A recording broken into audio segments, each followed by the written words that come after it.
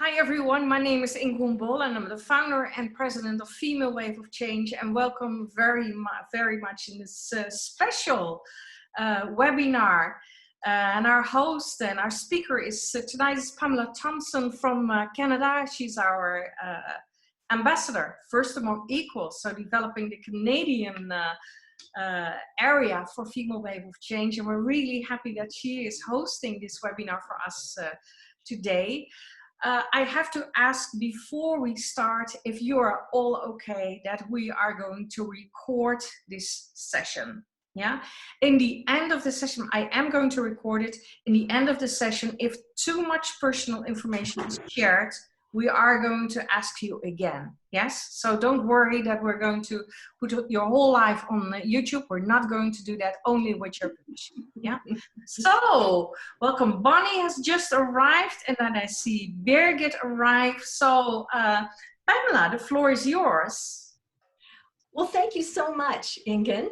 I'm excited to share that, to welcome you to this participatory workshop called How to Move from Fear and Resistance Toward Creative Solutions. And I'm really honored to have this opportunity, and also excited to be a very new ambassador. Only within the last couple of weeks have I joined this dynamic group of women. And I'm really pleased to be part of it. And Ingen, as the leader, is such a dynamic and passionate person to be leading us all forward to make the world a better place. So I've got a really diverse background. I've had the opportunity to live and work on 5 continents. I have had the opportunity to work on the ground with peasant farmers in places like Colombia, and also provide advice and do strategic planning with ministers in places like Afghanistan. I've also managed big international development and health projects in places like Pakistan and Nigeria. So I've had the opportunity to learn and grow, and I continue to want to learn and grow. In the last 3 years, I've really focused on change and created something which I call the Art of Change framework, which I'll be sharing with you today. And much of my time now is spent writing about change, doing experiential workshops on change, and also doing coaching on change and speaking. So welcome, welcome. So hopefully you're all in a place that's relatively free of distractions, and you also have something to take notes, because I'll be sharing a fair bit of content with you today. So to bring us all into the space during these kind of stressful times, I encourage you to take a moment to close your eyes. I invite you to take a moment to close your eyes and breathe in through your nose and breathe out through your mouth 3 times. And when you breathe out, I encourage you to exhale. So in through your nose, and out through your mouth. In through your nose, and out through your mouth. And just notice how you feel in your body. And now imagine that you have roots coming out of the bottom of your feet, going deep, deep, deep down into Mother Earth. And imagine those roots coming up from the earth, coming up through your feet, coming up through your legs, coming up through your belly, and coming to rest in your heart. And feel and imagine that you are totally supported by Mother Earth. So feel that love, warmth, and healing energy. And when you're ready, come back into the room and open your eyes. Now, the reason I share that is because for twofold, to bring us into the space, but also these are 2 tools that you can use anytime you feel any sort of an adrenaline rush or fear coming up, or anxiety, because if you do the deep breaths in through your nose and out through your mouth, it releases oxytocin, which some of you may realize is a hormone. It's called the bonding hormone, but it also really relaxes your body. And when you ground, anytime you're feeling like, some people feel like they're going out of their bodies, but you feel like you're losing control and you want to be more stable, to do a grounding exercise is really helpful. And I typically do this every day when I get up, because I'm a pretty sensitive person, and for me it really helps ground me and prepare me for the day. Okay, now what I'm going to do is I'm going to share some group expectations. So I'm just going to move to my PowerPoint now.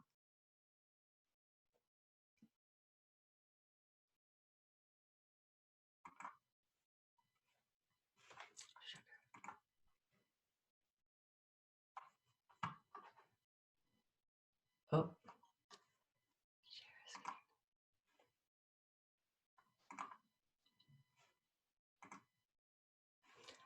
whoops, here we go. This is what I wanted to share. So when I work with groups, I really like to set the stage for our work together. And I would like everyone to participate and feel comfortable to do so. I would invite that one person speaks at a time, and you can physically raise your hand if you want to come in or you want to speak. And confidentiality, what is shared in the room stays in the room. And I invite you to put your microphones on mute if you're not speaking. And finally, I would like us to have fun, because even though these are challenging times and we're all, dealing with stress in our lives daily, it's really important for us to have fun and let our inner child come out to play. So during these uncertain and challenging times, it may really seem counterintuitive to think about having change and creativity in the same sentence. But I'm here to share with you, and hopefully by the end of this workshop, you will realize that it's a really opportune time for you to tap into and express your creative side.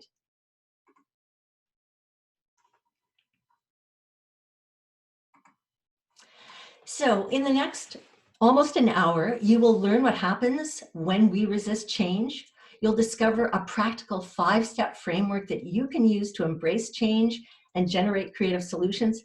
And finally, you will apply a framework that I call the Art of Change framework to a major change you're currently facing. It could be due to COVID-19, or it could be a major change that you're facing in your life, because this model works for all sorts of changes, whether they be personal, business-wise, or organizational.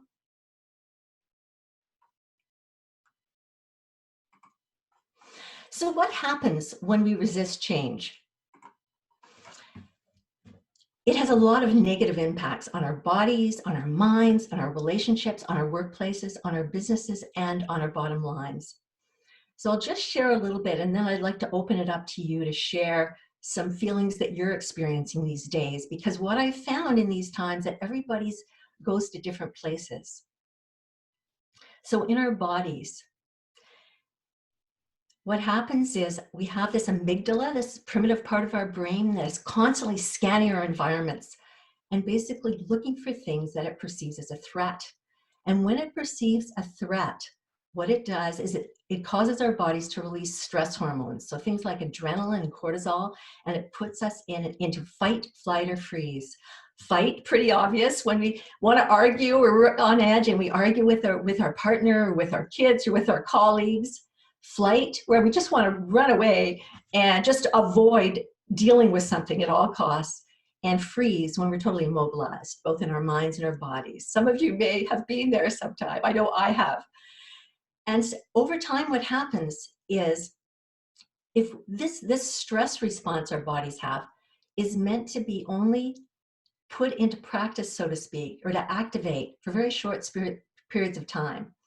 And what happens is, if we have continued stress, our body doesn't have a chance to return to what's called homeostasis, and we end up literally burning out our organs. So hence, it results in chronic illnesses like adrenal fatigue and burnout, things like autoimmune disorders like fibromyalgia, multiple sclerosis, and even different types of cancer. And there's an incredible amount of evidence now to support this.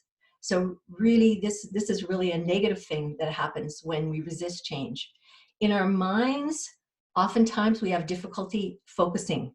I don't know about you folks, but I know initially when I was on social isolation, because I came back from an international trip and I had to stay home. Fortunately, I have a husband, so I wasn't by myself, but I stay home for 2 weeks.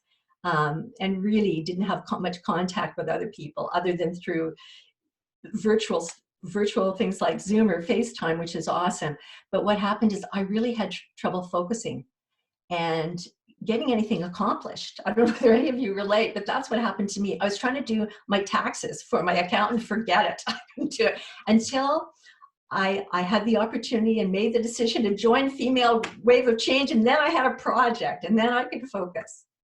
So in our relationships, a lot of times what happens is, you know, when we're on edge, as I mentioned before, we're not really open. We don't really listen well, and we're really, you know, we tend to have conflict in our relationships. In our workplaces, this leads to reduced morale, decreased engagement, reduced productivity, and ultimately in our business as well, our bottom lines. It affects your own bottom line if you have your own business, or the bottom lines of others, because people just can't focus and there isn't this willingness to collaborate.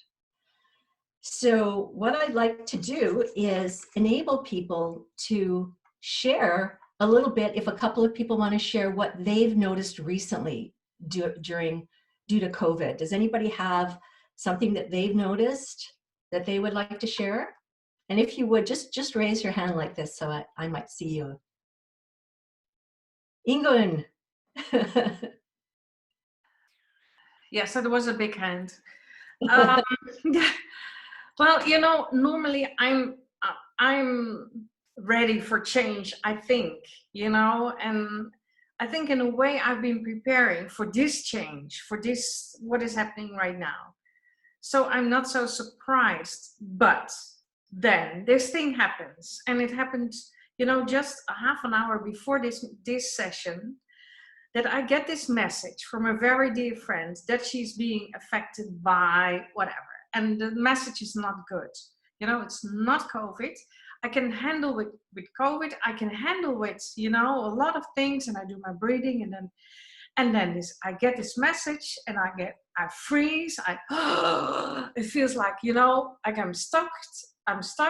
My breathing goes all the way, and you know, it's like, okay, so how are you going to do this? But then it's this very personal thing that comes very close, and then it's like, oh gosh, how this is on top. This is, you know, the thing that is making it seem worse. Although you have a lot of techniques to deal with change, in a way, it just was not enough at that moment. And right now.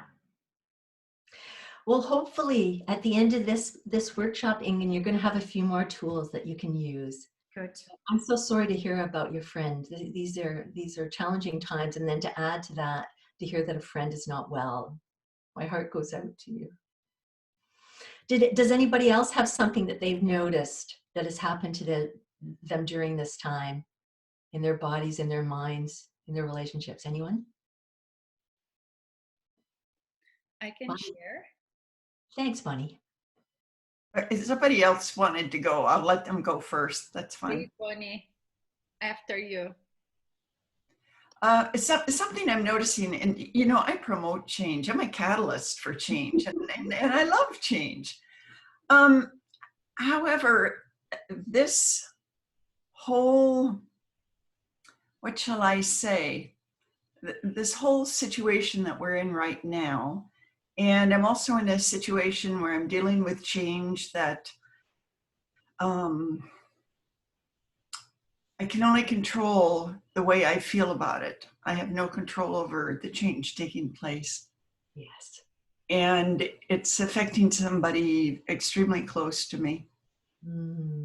And what I'm finding is, as much as I focus on the positive to move forward, I'm finding a whole day can go by and I haven't really accomplished a whole lot. I'm not focusing where I've always focused, and I'm finding that I can sit down and you know and just, you know, play a game on the internet or something to just let my mind go elsewhere rather than have to stay focused where it is.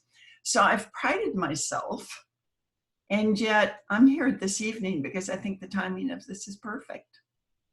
Well, thank you for your share, Bonnie. And I totally relate to what you're saying. And I know that a lot of other people are feeling very similar. So thank you. I'll take one more share. I think someone else wanted to share. Yes, I would like to share something. In fact, Who's speaking? So we can see you. Adriana. Hi, Pamela. Thank you. Hi, Adriana. Yeah. So I think it was last week. I had a real challenge. I was ready to go to bed. In fact, I was almost sleeping, and my husband felt very unwell, just suddenly, like that. And we had to leave the kids alone here, and I had to take him to the hospital. So I was in shock. And it was I thought, what should we do? Should we go and risk, getting exposed, or should we stay and maybe something really serious is happening? And in fact, he was having very high blood pressure, and it was like, a peak. And luckily we went there in time. He never had that. And he was somatizing and feeling in the body. It was really, stressful for me, because I had to stay calm, and everywhere I touched, I was with the, cleaning tissues and making sure we didn't, get so close to everyone. So it was a real challenge. And I was overwhelmed, petrified, but I tried to stay calm and breathe and think that we would be protected. But it really affected us. Is he better now? Yes, he is. Thank you. The other day we went to check, and he's back to normal. Thank you. Oh, that's good. Well, thank you very much for sharing, because these are very, quite personal shares, and it is a very stressful time. So even though you may normally find yourself as really able to accept change or loving it, these are more challenging times for sure. So thank you for all your shares. Thank you. So one of the things that we can learn to do to embrace change, I talk a lot about embracing change versus resisting it. And we can learn to embrace change by, one, better understanding how we relate to change and why, and having some tools and strategies to support us to move forward from fear and anxiety toward clarity and confidence. So the Art of Change framework, which I developed about 3 years ago, accomplishes both of these things. It's a framework that is based on the metaphor that life is a dance, and underpinned by the belief that embracing change is a creative process that opens us up to new possibilities. Embracing change is a creative process that opens us up to new possibilities.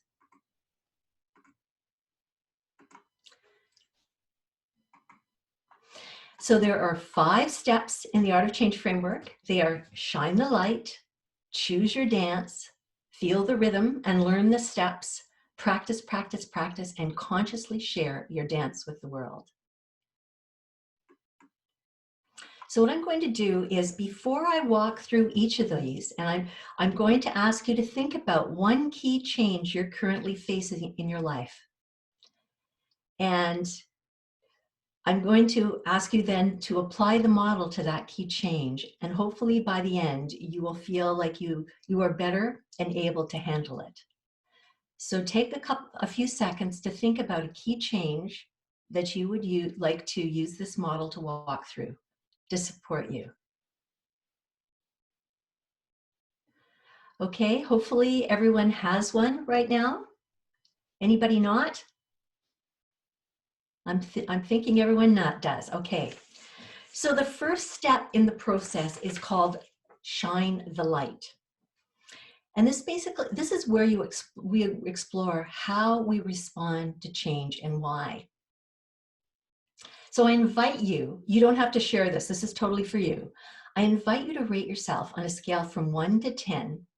1 in terms of how you typically respond to change, like typically. 1 being it scares me to death, and 10 being I thrive on it. 1 being scares me to death, 10 being I thrive on it. What I found is a lot of leaders and change makers rate themselves at 9 or 10. I'm not going to ask you at this point, but that's what I found. And when I work with leaders and change makers, however, people in your families or people on the teams that you work with may not. They may be 4s or 5s. So it's really important at the beginning of a change process to do what Brené Brown says, rumble. She talks about rumbling, and I encourage people to rumble related to change and do this simple rating with your team. And then when you, it's not good or bad. If you're a 10, it doesn't make you better than the 4 or 5. It's just a conscious awareness. And then you can reach out and say, how can we support you during this change, right? So it's a really helpful, basic, practical tool to use. And then I invite you to now rate yourself on that same scale, 1 being scares me to death, 10 being I thrive on it, based on the change, the major change you're currently facing now that you choose to work on. So yeah, just give yourself a number. Don't think about it too much, whatever comes up for you.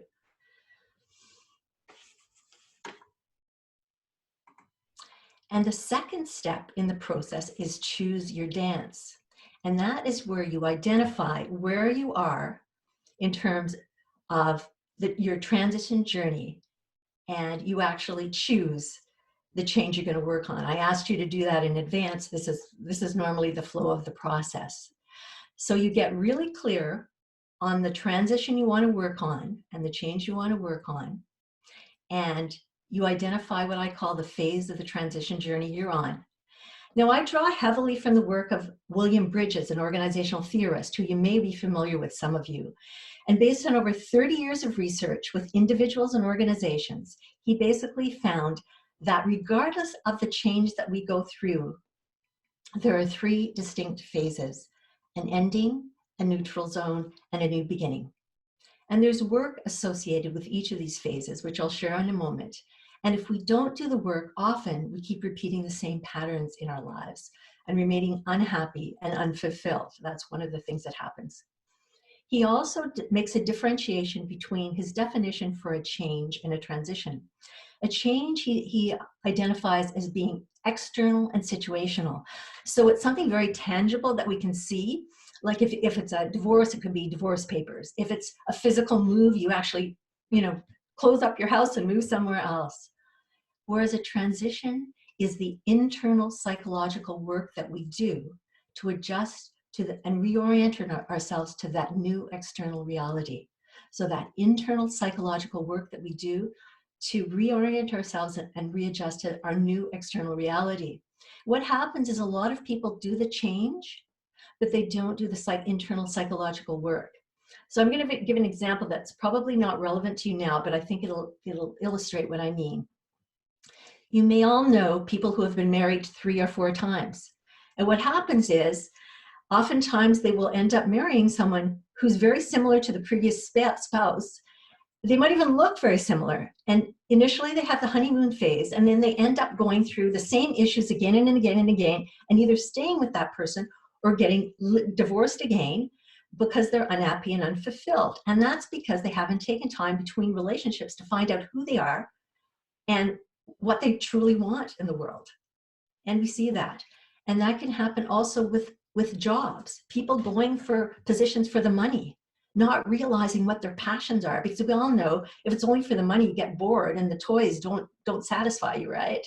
It's really, you have to know what your passions are and then choose something related to those passions. So that's why this choose your dance is so important. And with this process, I strongly recommend you only choose one change or transition to focus on at once, because we can't multitask with this. We have to go through the process just with one. So choose your dance. Identify the transition you want to work on and where you are in your transition journey. Feel the rhythm and learn the steps. So this is where you begin doing the work associated with the phase that you're in, that ending, that neutral zone, or new beginning. And by feel the rhythm, you commit to embracing change in your body, rather than releasing it. And I'll share a couple of techniques to do that in a minute. So I'll do that now. When you feel the rhythm, I've studied mindfulness, and some of you may have as well. And a really simple tool to get us out of our heads and into our bodies, which is what we need to do to feel the rhythm, is that when we wake up in the morning, we do a body scan. So lying in bed, scan your body from the top of your head to the tips of your toes. Just scan your head, top of your head to the tips of your toes, and notice if there's any tension. Notice if there's any discomfort, any pain in any part of your body. And when you notice it, just breathe into it and release it. Just breathe in and release it. And imagine it leaving your body. So that's a really good initial first step to take with mindfulness. And another tool I use with really ambitious, busy women, because it's really hard for us to sit still and meditate, is mindfulness walking meditations. And that's where ideally you go out in nature, because you may well know that the Japanese, based on over 2 decades of longitudinal research, have found that when we walk in nature, it reduces our heart rate, reduces our blood pressure, and it increases the number of natural killer cells our body produces. So it strengthens our immune system. So very powerful, just even walking in nature. And that's what I've experienced living where I do. And I had a conversation with Ingen before, and living by the water is really important for both of us and being close to nature. So yes, so you go outside, ideally. You can do it indoors, but it's preferable to do it outside. And rather than dwelling on the thing that you're worried about or upset about, you instead focus on all your senses. And you imagine the breeze against your cheek. And if you're close to the sea, you might smell the salt sea air. You hear the birds singing. Whatever it is, you focus on all your senses. And as you're doing this, words and thoughts will come in. And as they do, don't beat yourself up. Just let them float by. Imagine they're like in clouds or they're in bubbles floating away. And then just start again. And then notice what you notice. When I've done this and my clients, just doing it in the moment, it makes you feel more relaxed and it takes your monkey mind out of play. And then when you do it, I recommend to clients that they do it 3 times a week for 20 to 30 minutes a time. And you do it and you notice over time the cumulative effects of it and the positive effects of it. So those are just a couple of types of mindfulness practices that you can use that really help you get into your bodies and commit to embracing change in your bodies and learn the steps. So this is where you, as I say, you begin working on that particular transition based on where you are. So if you're in the ending phase, it's the work associated with that phase is letting go. It could be if it was the relationship, it could be letting go of all, of that, your identity as a couple. It could be letting go of the status you had. It could be letting go of having way more financial security than you have when you're on your own. So letting go, it could be anger at something that happened. So you let go of those emotions and those things associated with that previous way of being. And you then, I've added this, is to Bridget's framework, you identify lessons learned. What did I learn about that relationship? What do I know moving forward I really want? I really want a strong communicator, someone who loves, is physically active, loves being in nature, is spiritual, whatever it is, right? So you get really clear in terms of your lessons out of that experience, whatever it may be. So that's the work of the ending, letting go and identifying lessons learned. And the work of the neutral zone, that's the place between the ending and the new beginning. And this is actually the place for creativity, because this is the place where the sky's the limit. You really can envision that relationship of your dreams, that position of your dreams, that organization of your dreams, that life of your dreams. So the work in this phase is to envision what you want, to get clear and envision what you want. And the work of the final stage, the new beginning, and I should say that often in this neutral zone, it's a very indecisive time. So initially you may think you're really clear about what you want. Like, maybe you've left a relationship and then you decide, you date a little bit, you decide, he wasn't so bad or she wasn't so bad after all. And then you go back to who you were. And you go back and forth a few times, and this can happen with positions, all sorts of things in life, because it's really scary to step into this new territory. And so it's very, and your ego's trying to protect you. So oftentimes it's a very indecisive time. But when you move through it, it's so exhilarating, because you make the decision, you move forward, you have this vision, and then the ending is where you take action toward the vision, and you have concrete action steps that you take, right? So yeah, so that's how that moves. And so step 4 is practice, practice, practice. And that's where you continue doing the work, whatever phase you're in. And you know what? I just realized I jumped ahead too quickly. So what I would like you to do now is I would like you to focus on several of the pieces of letting go. So in relation to the transition that you're facing, I invite you to think about, what do I need to let go of? You can use a stem. I need to let go of whatever it is. And then the second question is, what lessons have I learned? So just take a couple of minutes to do that.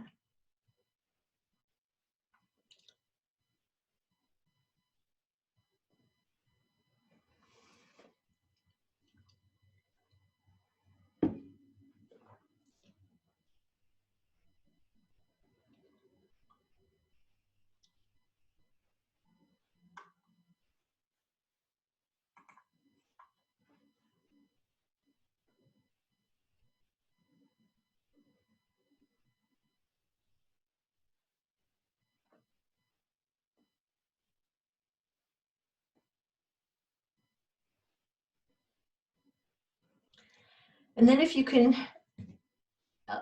I'll leave you for another minute or so.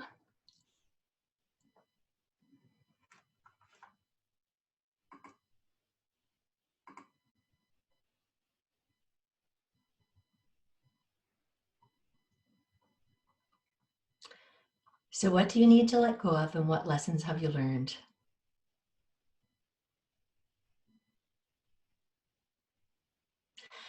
Does anybody need more time? If you do, just put your hand up, please. And Ingen, if you can help me here.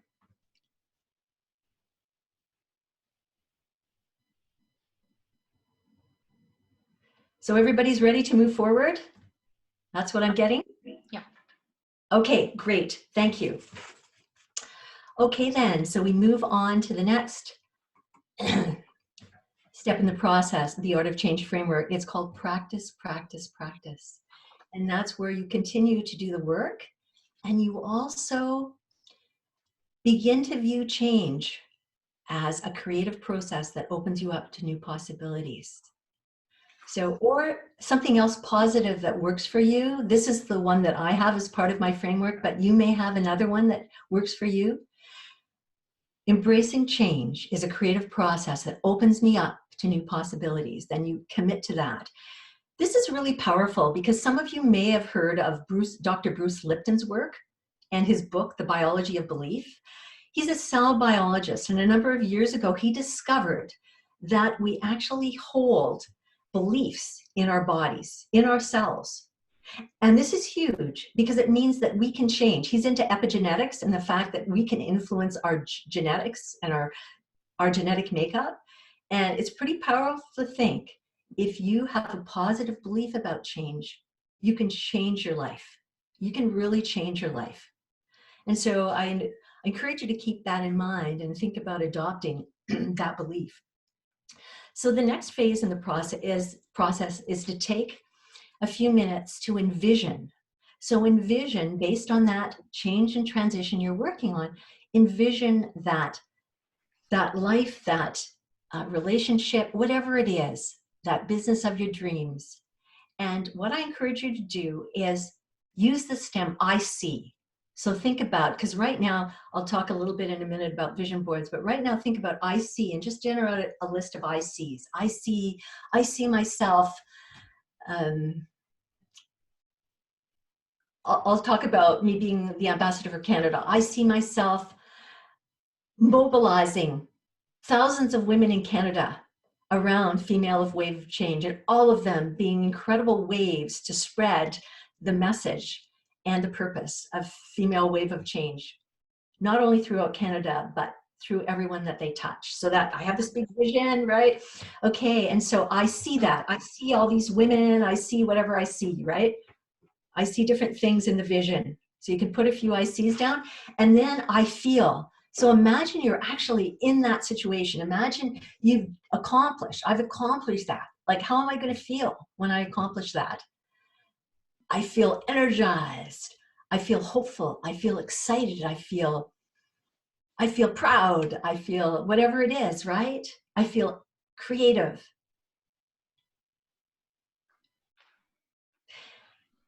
And the reason why the feeling state is so important is based on what I told you before, is the bit about feeling emotions in our bodies. There's another scientist called Candace Pert who's written this book, Molecules of Emotion. And again, she talks about we hold emotions in our bodies just like we hold trauma. So it's really important to know this and know that you can release this. And, and also create really positive energy and really positive flow in your body. So I won't spend too much time talking about vision boards, but I have done a number of them. I did actually one last year, and I did an even smaller one this year. I find them very powerful. Has anybody else done vision boards and found them really powerful? Yeah, just so fun. They are. And the good thing about them is, initially when you make them, it's really good to look at them every day. And I studied with a woman called Mary Morrissey, who's a coach. And she's got this dream builder program, and she says it's really helpful to say, I'm so happy and grateful. I'm living a life that includes this, that, and so. You look at your vision board, whatever it is, and then you say this and more. And that opens it up to the universe, God, whoever you believe in, to send you even more, even something bigger, a bigger vision than you could even imagine. So I'm so happy and grateful that I'm living a life that includes this, that, and so, this and more. And if you do that in the morning and before you go to bed, and you really internalize how you feel as if you're already there, it's incredibly powerful. And I'm sure a number of you have felt that with your vision boards. Would anybody like to share something that happened to them when they had a vision board and what it resulted in? If it's, as long as it's not too personal. Is it too personal, Inga? What do you think? I can share one. Okay. It has been, something funny in the family. And, when I turned 40, we just moved back from Paris, and, we were just settled in the Netherlands again with my family. Kids were back to school, etc., etc. And then I did this, that was my 40th birthday party, and there was a lot of people. And I said, well, my 50th birthday party, I'm going to celebrate at the beach in Spain with all my family. And there's this huge swimming pool and things like that. So that was my thing that I shared at that moment. So then after that, I thought I really have to make my vision board, because this is something that I was, I just really wanted to make happen. And I made this vision board, the sea and all kinds of people who were there and things like that. And it was really something I really wanted to focus on. It was also something because I wanted to share my daughters that this really worked. So a year and a half before I turned 50, we were already making plans to move to Spain for a shorter period of time, but we were planning to move to Spain. And we took the girls, and they were, we were house hunting, and they were, when we were walking around the house, they already went to the garden, and they came back and said, the swimming pool is not big enough, Mom, to do your party. So every time they had my vision board in their head. And do you know where I celebrated my 50th birthday party? In Spain. In Spain, yes, with all my families and friends, and they just flew in, and it was so fantastic. But it really works that way. And this is a simple example, but I did it for work, I did it for my businesses, I did it for Female Wave of Change. Yeah. But it worked. It works for me. Yeah, it's very, very powerful. That's what I found too. So thanks for sharing. Could I just share something very tangible? Certainly, Bonnie. On my vision board, I had this star, and it was like almost, one of these stars that's shooting in all directions. Mm-hmm. I pulled it out maybe, a year ago, and there was this. This is a crystal star that I received when I received the WIN award, global award for what I'd done. And I swear it was this. Wow. It's one of the most overwhelming things. I mean, there are other things like, yes, I was riding an elephant and I rode an elephant. But when I saw this, it was, and of course, I didn't dream of my star being an award presented to me. It works. It's overwhelmingly phenomenal. That's so awesome. Thank you so much for sharing that, Bonnie. That's awesome. Thank you both for your shares. It's really I think, uplifting during these times to be able to share really positive visions and things that have happened to us.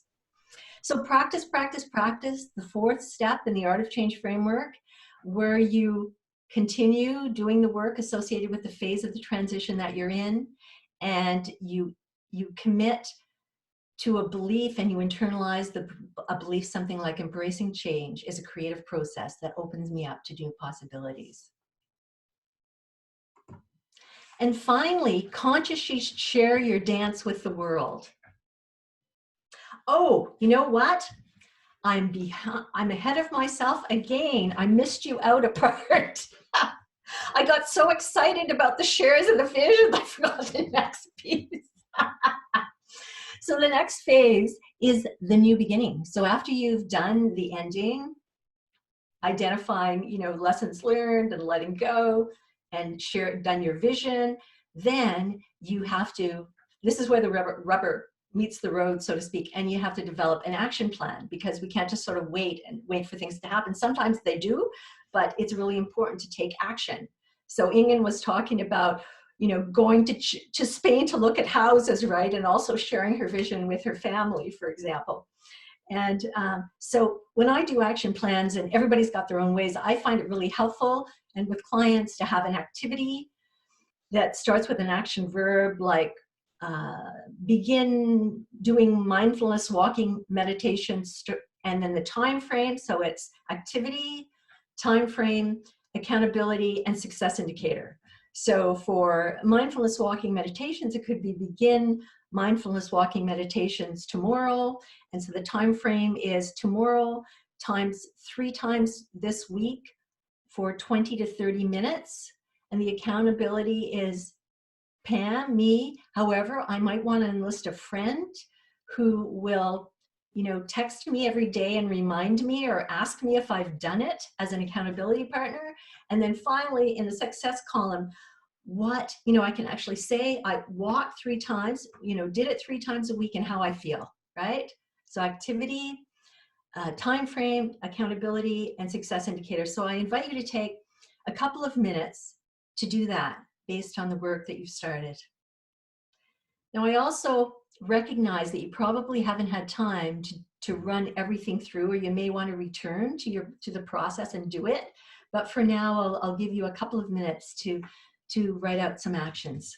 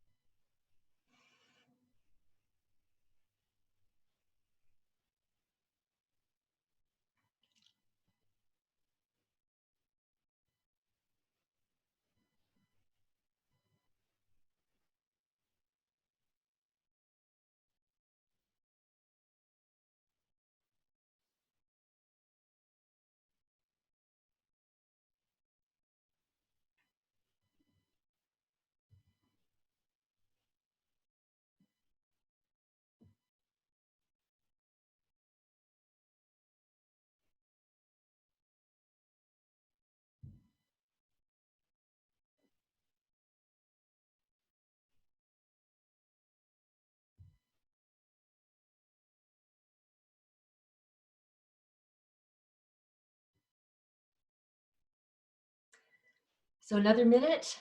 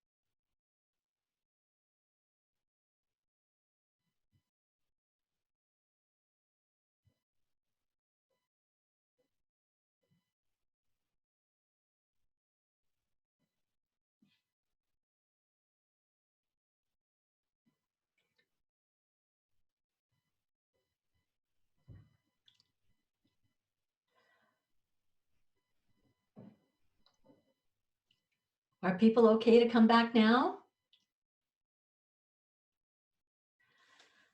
Okay, and as I say, you know, I encourage you to go back and finish this again. So the fifth stage in the process is called share your dance with the world, consciously share your dance with the world. And that's where you observe how you're responding to change. And then you notice the impact you're having with people around you, in your families, in your community, in your workplaces, in the world. Because I believe we're all like those pebbles that when you throw them into the pond, they create these amazing ripples throughout the world. And I know all of you women are doing amazing work in the world, and you're creating these vast ripples and huge waves. In fact, all these wave makers. I love the metaphor of female wave change. It's brilliant. So anyway, this is the phase where you consciously share your dance with the world, because when we're strong and we have tools and we model them for others, whether they be in our families, in our workplaces, in our organizations, wherever they are, then we know that we help others and we influence the world and make the world a better place. So now what I'd like to do is I'd like to bring you back so I can see you, and I'm going to invite you to play with me for a moment. So I invite you to stand up now. I invite you to stand up. I'm going to sit still. I invite you to stand up if you're able to do that. It's okay if you're not in view for a moment. I invite you to stand up. Okay, stand up. I invite you to stand up, and I invite you to, I'll stay sitting down. I invite you to stand with your legs a little ways apart and close your eyes, because it helps ground you when they're a little ways apart. Now, what I'd like you to do is imagine a dance you love to do or a dance you love to watch. I know some people prefer to watch than dance, but imagine a dance you love to watch or a dance you love to do, a dance you love to do. So just imagine it. You may get some music coming in. You may get some music coming in. Just groove to the tunes.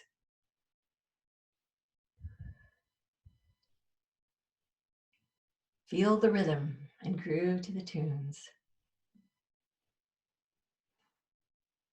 Now notice what emotions or what words are coming up to you. How do you feel? What emotions, what words are coming up for you?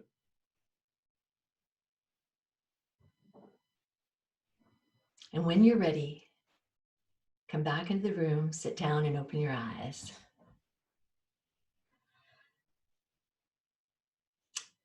So I invite people to share a word that came up for them. Anybody? Happy. Happy. Anybody else? You stole mine. I mean, it's joyful. I think it's joyful. No, I'm sorry. I have to run for another session. Really helpful. Well, thanks for being here. No worries. No worries, Tanya. Thanks for being here. Okay. Joyful. Anybody else want to share? My word is, and you will not understand this, but it's Christmas. Okay. Well, it means something to you. That's all right. Yeah. Light. Pardon? Light. Light. Adriana, did Weightless. you have one? As in weightless. Weightless. Great. Thank you, Bonnie. Adriana, you had one? Yes, freedom and samba. Mama, oh, sexy. Mine is playfulness and freedom. That's what often comes up for me too. Dancing, yeah. So anyway, this is a fun something to play with, and the other thing about this is, in order to anchor that dance in your body, I encourage you to either draw a picture if you're good at drawing, or find something online or in a magazine of that dance and imagine that's you. Put it up somewhere, and when you get up in the morning, look at it and say, yeah, this is me. I'm dancing with life. I'm feeling what I'm feeling, because it really does anchor it in your body and make you flow with life. And in these, these challenging times, that is so important. So we've got about 4 minutes left. We're getting near the end. So what I'd like to do is I'm going to throw it out to the group and ask you what you prefer. I really like people to share. Actually, you know what? I'm thinking it would be helpful to share one key learning and one thing you commit to starting tomorrow based on what you learned today. Is that okay for people? And is that too personal to write in the chat box, Ingen, or can we ask people to write in the chat box? You can write, yeah, they can write in the chat box. Yeah, okay, let's do that in the chat box then. So write 1 or 2 key learnings that you got out of today, and one thing that you commit to doing tomorrow.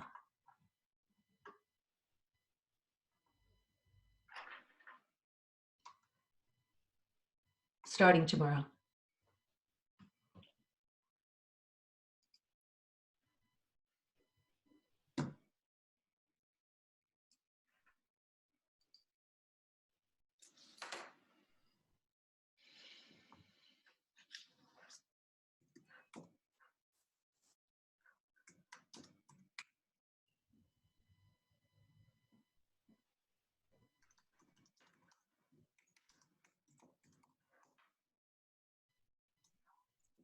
So we've got taking my dance breaks, commitment is personal, go through life dancing, release I am enough, and start tomorrow to check for vacancies. Envision what I want more concretely. Roots to heart, ending and revisiting it as well as new beginnings. Well, thank you, everybody. Before we draw to a close, I would like to let you know that if you would like a written version of the Art of Change framework, it's called The Art of Change Framework, a Guide to Personal and Organizational Change. You can go to my website on the homepage at Pamela-Thompson.com, Pamela-Thompson.com, and you can sign up to get that report if you would like more of that. And yes, I just like to really thank you all. I'm feeling, would anybody like to add anything before we close? We've got about a minute left. No? Okay then, well, thank you all. I would like to say thank you on behalf of all of us, because the timing for this, I think, is just so perfect for all of us, for different reasons, in one from the other. But thank you. It really was a very uplifting and positive session, where even those of us who think we know it all learn a lot. Thank you so much, Bonnie. Coming from you, I feel I'm very touched. So thank you. I'm happy that you found it useful. Thank you. Thank you very much, Pamela. And we'll see you soon. And we're looking forward to the next session on Wednesday with the very wise but elder ladies. So thank you all for your active participation, and here's to you and for dancing with life. Yes. Thank you very much. Bye-bye.